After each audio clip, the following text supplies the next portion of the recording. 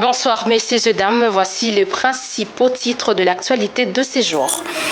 Les corridors sud de la RDC pour booster le développement de la RDC vers le pays de la SADC. Le chef de l'État l'a dit au cours de l'ouverture ce jeudi de l'expo béton à Lubumbashi et dans les Haut-Katanga. Et puis la stabilité de l'économie au centre d'une rencontre entre le ministre de l'économie et les opérateurs du secteur pétrolier du Haut-Katanga pour statuer sur les défis qui rongent ces secteurs dans cette province. Les détails dans ce journal. Bienvenue dans cette grande édition du journal. Vous l'avez entendu au sommaire, le chef de l'État, Félix Tshisekedi, a ouvert ce jeudi 17 avril l'expo béton édition 2025 axée sur les corridors sud de la RDC vers la SADC à Lubumbashi dans les Haut-Katanga. Le président de la République a ordonné à la première ministre Judith Suminwa à concrétiser la mise en place effectif des corridors du développement à Musongai. Cette 9e édition de l'expo béton tenue à Lubumbashi était axée sur les corridors sud de la RDC vers la SADC. Elle mobilise les acteurs publics et privés autour de projets liés aux routes, à l'urbanisme, à l'habitat, à l'énergie et à l'agro-industrie. Le président de la République, Félix Tshisekedi, a au cours de son mot d'ouverture rappelé la création d'un ministère de la politique de la ville, signe d'une volonté politique de coordonner le développement urbain et territorial. Il a aussi invité les partenaires techniques et financiers à s'impliquer dans la mise en œuvre rapide de cette vision. Pour amplifier cet élan, j'encourage la création de banques d'investissement spécialisées pour financer les projets d'infrastructure et garantir leur viabilité, la mobilisation des partenaires bilatéraux et multilatéraux pour accompagner nos efforts, l'implication des gouvernements provinciaux pour assurer une coordination harmonieuse et un développement inclusif. Ces initiatives permettront de transformer nos corridors en véritables pôles de croissance avec des plateformes logistiques, des zones urbaines modernisées, des réseaux d'eau et d'électricité renforcés, ainsi que des centres de santé, d'éducation et de formation. Durant son discours, Félix Tshisekedi a réaffirmé sa détermination à faire du secteur des infrastructures un levier majeur de la transformation économique de la RDC. Le développement des corridors doit s'accompagner d'une vision intégrée et durable. Je rêve d'un réseau ferroviaire reliant le Grand Katanga au Grand Kasaï, au Grand Bandundu, à Kinshasa, au Congo central, jusqu'au port en eau profonde de Banana. Il a par la suite instruit à la Première ministre Judith Suminwa de concrétiser la mise en place effective des corridors de développement, une mesure stratégique censée désenclaver les territoires et impulser une transformation structurelle de l'économie congolaise. La République démocratique du Congo a déposé au secrétariat général de la zone des libres-échanges continentale africaine la liste de 1439 produits qui doivent faire objet du commerce intra-africain. C'est le ministre congolais du commerce extérieur, Julien Paluku plutôt, qui l'a dit au cours du point de presse qui a suivi la clôture de la 16e réunion du Conseil de ministres en charge du commerce et de la ZLECAf. Suivez. Donc l'objectif de la ZLECAf, c'est aussi celui-là, de dire nous créons une union. À chaque fois qu'il y a des enjeux mondiaux qui se présentent, eh bien on prend une position commune, on peut se dire à partir d'aujourd'hui, aucun pays africain ne puisse exporter sa matière première vers tel pays. Toutes ces industries européennes et américaines ne fonctionnent qu'avec la matière première qui vient de l'Afrique. À travers ces commerces intra-africains, les pays vont commencer à identifier les potentialités qu'il y a dans d'autres pays africains. Parce qu'on croit qu'il n'y a que des potentialités ailleurs. Ce qui est important de retenir, c'est que la RDC se prépare déjà. Et c'est la raison pour laquelle, connaissant les défis liés aux infrastructures, lorsque la RDC a renégocié les contrats chinois et a gagné 7 milliards de dollars sur les 15 ans, elle a destiné essentiellement ses moyens aux infrastructures. Tout cela, c'est dans la perspective de devoir ouvrir la République démocratique du Congo et de lui permettre effectivement de commercer avec tous les pays du monde. Nous, la RDC, nous avons déjà déposé au niveau du secrétariat général la liste de tous les produits qui doivent faire l'objet du commerce intra-africain. Nous avons déjà listé 6439 produits. Et dans ces 6439 produits, l'accord de l'ECAF dit que chaque pays doit choisir 3% de sa liste pour que ces 3%-là ne fassent pas l'objet de démantèlement tarifaire. Et nous les avons déjà choisis. Mais en dehors de ces 3% qui se chiffrent à 209 produits congolais, tout le reste va faire l'objet effectivement du commerce interafricain. Et c'est cela l'appel que je lance aux opérateurs économiques pour dire nous avons un marché qui est maintenant ouvert à travers cet instrument ici. Que faisons-nous? Parce que beaucoup de gens pensent que c'est l'État qui doit le faire. Non, ce n'est plus l'État. L'État crée les conditions, l'État crée les cadres. C'est le secteur privé qui doit saisir là-bas le bon. J'ai été au Maroc, j'ai été en Tunisie. Toute l'Afrique du Nord importe presque les produits de consommation du Brésil. J'étais avec un collègue qui dit mais on importe la banane du Brésil. J'ai dit mais nous produisons de la banane en RDC. Comment vous faites des milliers de kilomètres pour aller prendre la banane au Brésil alors que nous pouvons l'avoir en République démocratique du Congo? Et puis dans un autre registre, le ministre d'État en charge de l'économie poursuit sa mobilisation pour la stabilité de l'économie de la RDC après sa rencontre avec les importateurs de maïs du groupe Umoja à Lubumbashi. Mukoko Samba a échangé ce jeudi du 7 avril avec les importateurs du secteur pétrolier du Haut-Katanga afin de lever le défi qui mine ces secteurs. Lydie Djamba nous en parle. Prenant la parole au nom des pétroliers, le gérant des United Petroleum et président de la commission des hydrocarbures de la FEC Katanga, Joseph Twight Maloba, a expliqué les différentes formes de fraude, notamment la délinquance des prix, l'exercice illégal de la profession par des personnes physiques ou morales non qualifiées, ainsi que l'octroi des avantages fiscaux et d'exonération.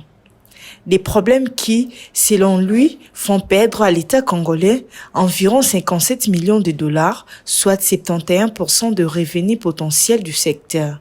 Il a également révélé qu'en province, 115 sociétés importent de produits pétroliers, mais seulement 35 sont effectivement encadrées par la Fédération des entreprises du Congo, FEC en sigle.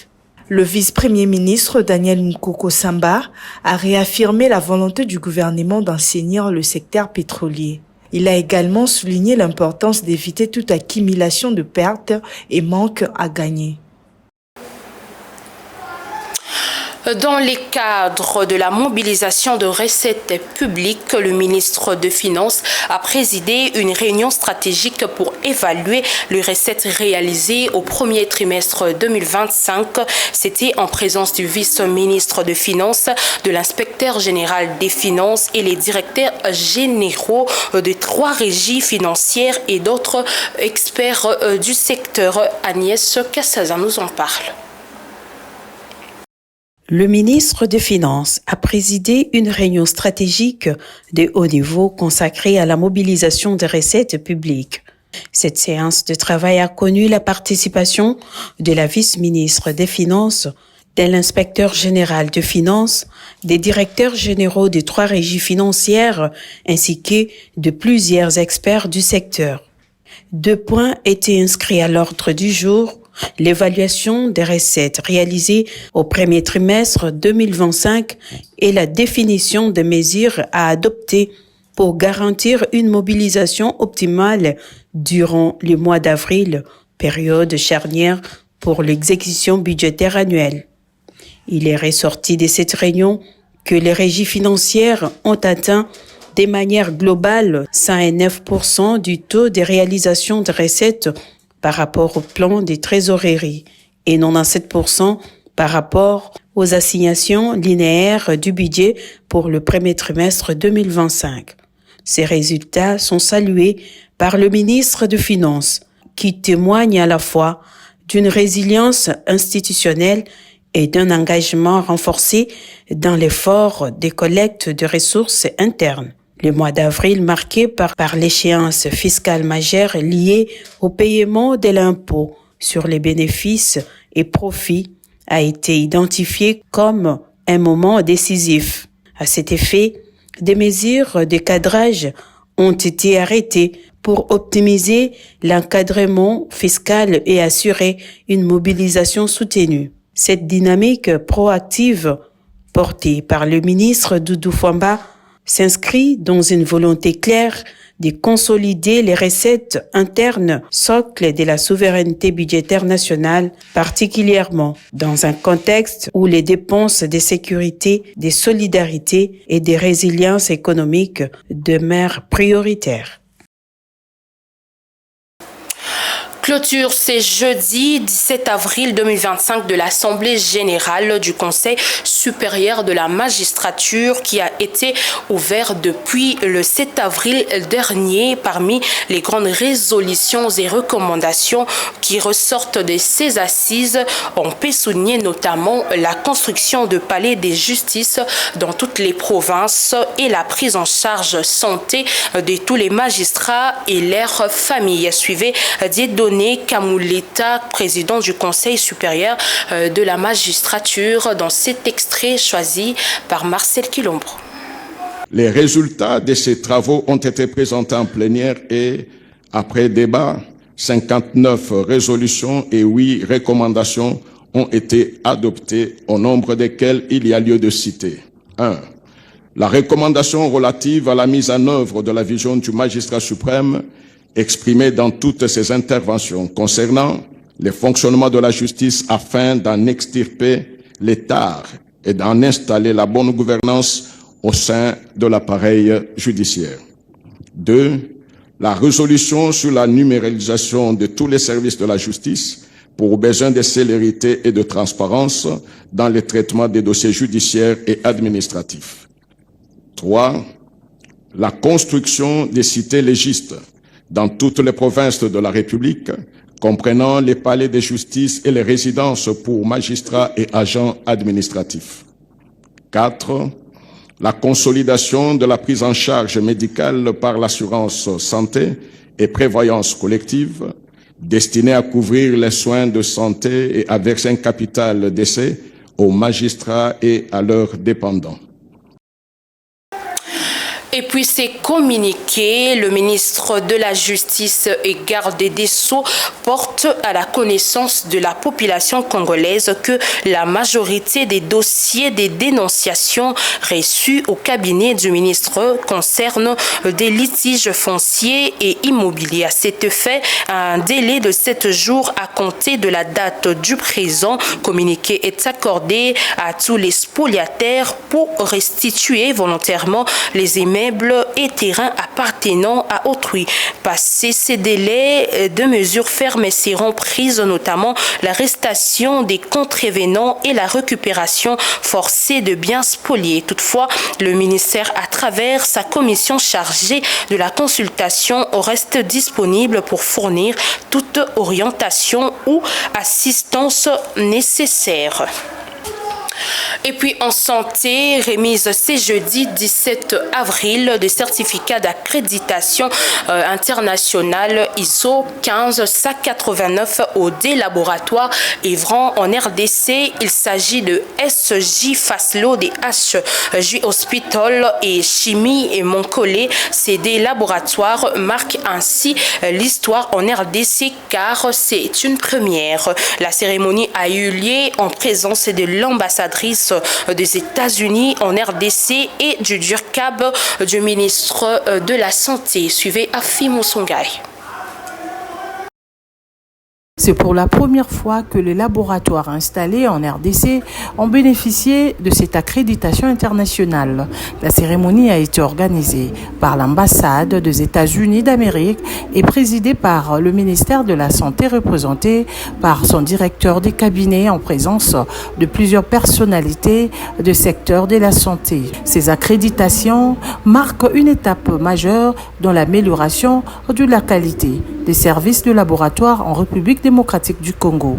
Elles sont le fruit de programmes rigoureusement encadrés et soutenus par le gouvernement des États-Unis qui ont permis à ces deux structures sanitaires de renforcer leur système de gestion de la qualité et de se conformer aux standards internationaux. Dans son mot de bienvenue, le secrétaire général à la santé a salué cet accomplissement.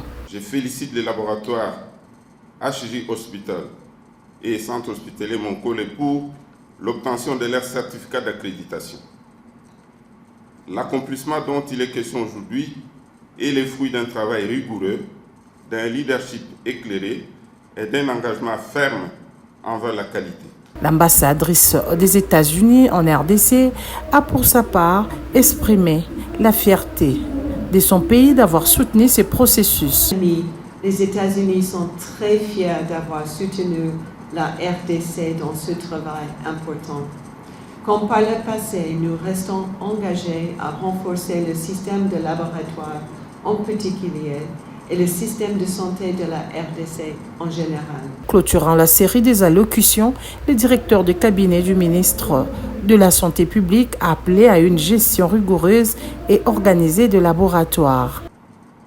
Chers responsables des institutions sanitaires, vous avez la lourde responsabilité de mettre en œuvre le management de la qualité dans vos laboratoires. Ces accréditations marquent un tournant dans le secteur de la santé en RDC et vont encourager d'autres structures sanitaires à fournir les efforts pour s'aligner aussi sur les standards internationaux.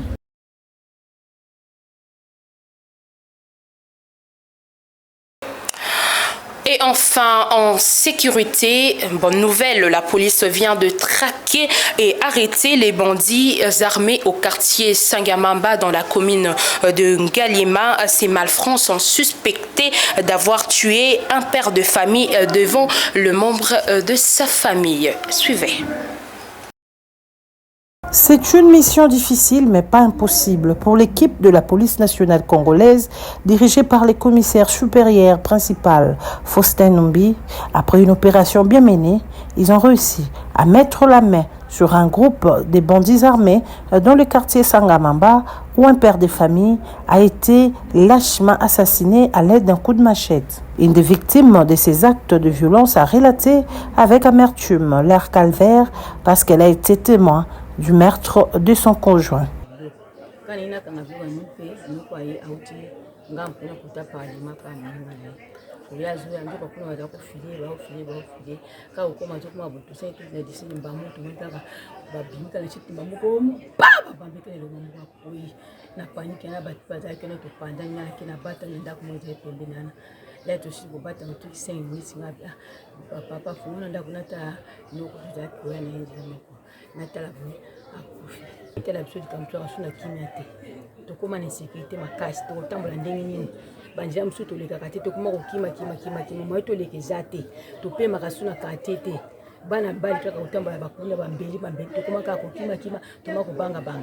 Le commissaire supérieur principal Faustin Numbi a rassuré que la police va poursuivre tous les récalcitrants qui continuent à s'aimer la terreur et la désolation. Tous les gangs seront démantelés et punis. Nous allons nous dépenser et nous déplacer partout.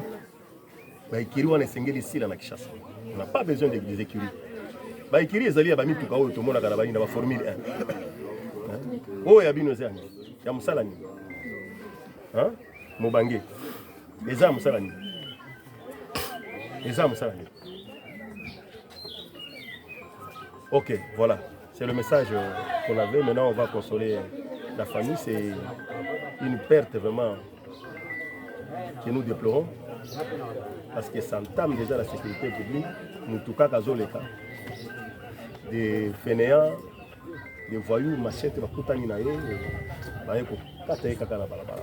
Consterné par cette situation, avec la solde un cas de décès, Faustin Numbi a réconforté la famille en promettant que les policiers vont s'installer dans ces quartiers pour faire régner l'ordre public.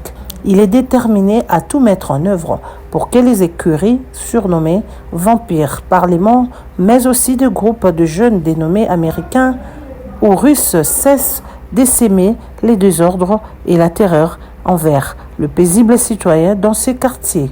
Mesdames et messieurs, c'est déjà la fin de ce journal, mais si vous l'avez pris en cours des diffusions, voici ce qu'a fait l'objet de ce journal. Les corridors sud de la RDC pour booster les développements de la RDC vers le pays de la SADC. Le chef de l'État l'a dit au cours de l'ouverture ce jeudi de l'expo béton à Lubumbashi dans les Haut-Katanga. Et notamment la stabilité de l'économie au centre d'une rencontre entre le ministre de l'économie et les opérateurs du secteur pétrolier du Haut-Katanga pour statuer sur les défis qui rongent ces secteurs dans cette province. Voilà, c'est déjà la fin de cette grande édition du journal. Merci de nous avoir suivis et restez branchés sur la RTVL. Au revoir.